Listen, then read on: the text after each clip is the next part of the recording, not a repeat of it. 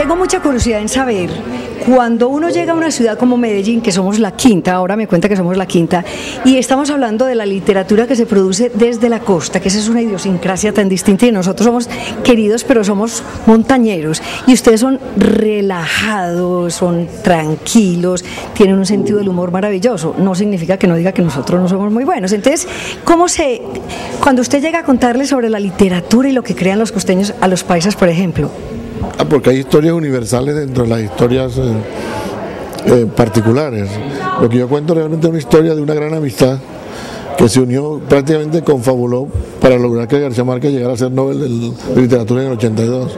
Entonces es una historia de superación, una historia de amor a los amigos. Recuerda que él decía que lo que más le gustaba era que sus amigos lo quisieran más, porque realmente él abandona a su familia incluso y se dedica solo a la única alternativa de su vida, que era ser escritor.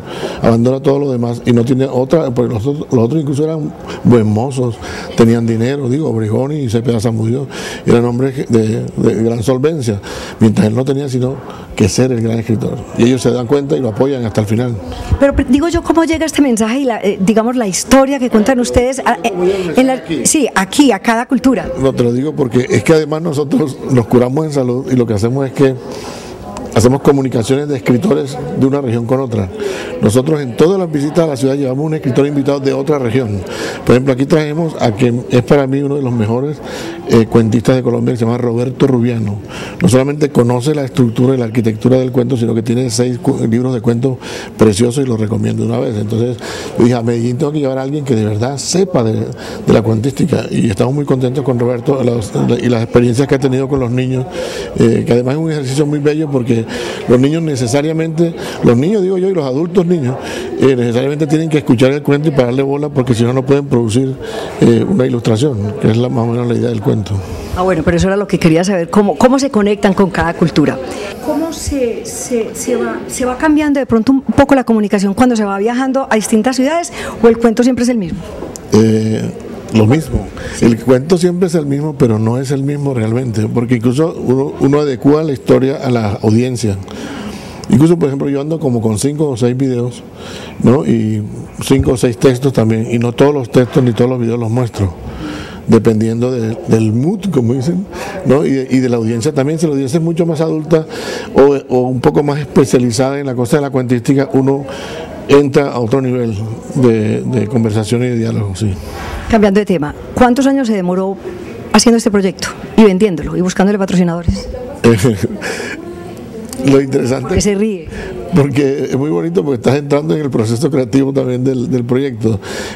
Ellos se van haciendo solos. Este proyecto se inició con otro proyectico que se llamaba Barranquilla al pie de las letras, que simplemente llevamos escritores de distintas partes de Colombia, porque el rollo nuestro es el cuento y la imaginación. Nosotros creemos que así como los niños necesitan nutrición para el estómago, necesitan para su alma y para su cerebro. Y la imaginación no es algo que se pueda enseñar, la imaginación se provoca, se dispara, ¿no? Por choque con otros creadores, no se enseña. Entonces siempre creímos eso, pero no me acuerdo ya la pregunta. Sí.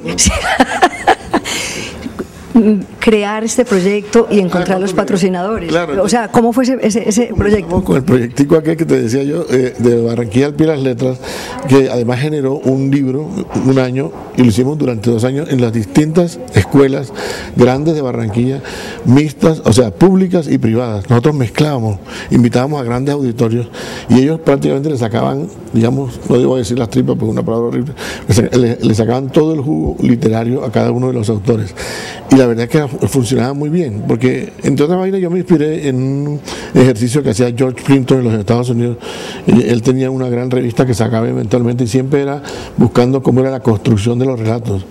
O sea, que como los magos, o sea, que los escritores revelaran la manera como ellos contaban, cómo armaban las historias, porque eso le gusta realmente a la gente, el proceso de cómo hace la magia, el mago. Entonces, a partir del beneplácito, del éxito que tuvo el proyecto, nosotros dijimos, ahora no lo vamos a hacer en Barranquilla, en los colegios, sino vamos a llevarlo a los municipios. Entonces, fuimos a los municipios y a los 22 municipios del Atlántico llevamos 22 escritores, hicimos el ejercicio, pero ya con una alternativa. O sea, hicimos un cambio, invitamos también a ilustradores, a pintores, para provocar más la participación de los muchachos, y de los estudiantes y de los alcaldes y de los curas de la parroquia que participaban y han propuesto ilustraciones. Y una vez estando en eso, yo tenía de verdad el apoyo de ya entidades a las cuales le propuse, ¿y por qué no nos hacemos nacional? O sea, si esto está resultando como un éxito, es como una bola de nieve, ¿por qué no lo hacemos nacional? Porque además dijimos que íbamos a hacer el Premio Nacional de Cuento.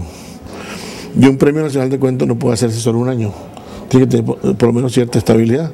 Entonces embarquémonos por lo menos en un proyecto de 3 años, hacemos 3 premios nacionales de cuentos y va a tener un resultado maravilloso, porque van a salir dos libros de cuentos, los libros con los 25 finalistas del concurso de cuentos y los libros que se hacen con los escritores invitados y los cuentos ilustrados por los mismos muchachos que participan en la experiencia.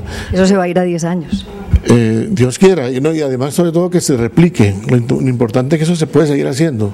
Tú lo haces en un municipio y después los profesores lo siguen haciendo con ellos.